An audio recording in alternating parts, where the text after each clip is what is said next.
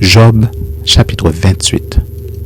Il y a pour l'argent une mine d'où on le fait sortir, et pour l'or un lieu d'où on l'extrait pour l'affiner. Le fer se tire de la poussière et la pierre se fond pour produire l'airain.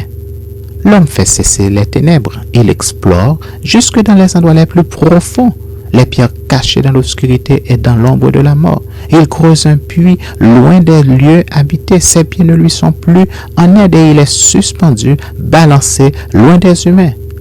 La terre d'où sort le pain est bouleversée dans ses entrailles par le feu. Ces pierres contiennent du saphir et l'on y trouve de la poudre d'or.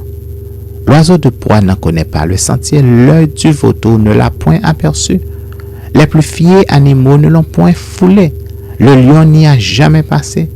L'homme porte sa main sur le roc, il renverse les montagnes depuis la racine, il ouvre des tranchées dans les rochers, et son œil contemple tout ce qu'il y a de précieux. Il arrête l'écroulement des eaux, et il produit à la lumière ce qui est caché. Mais la sagesse, où se trouve-t-elle? Où est la demeure de l'intelligence? L'homme n'en connaît point le prix. Elle ne se trouve pas dans la terre des vivants. L'abîme dit, elle n'est point en moi. Et la mer dit, elle n'est point avec moi. Elle ne se donne pas contre de l'or pur. Elle ne s'achète pas au poids de l'argent. Elle ne se pèse pas contre l'or d'Ophir, ni contre le précieux onyx, ni contre le saphir. Elle ne peut se comparer à l'or ni au verre. Elle ne peut s'échanger pour un vase d'or fin. Le corail et le cristal ne sont rien auprès d'elle. La sagesse vaut plus que les perles. La topaze d'Éthiopie n'est point son égale. Et l'or pur n'entre pas en balance avec elle. D'où vient donc la sagesse? Où est la demeure de l'intelligence? Elle est cachée aux yeux de tout vivant.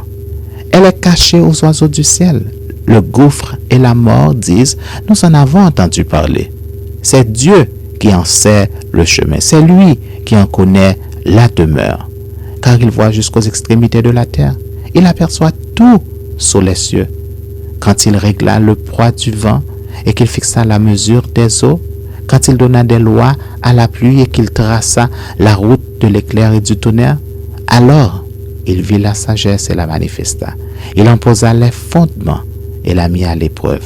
Puis il dit à l'homme, voici, la crainte du Seigneur, c'est la sagesse. S'éloigner du mal, c'est l'intelligence.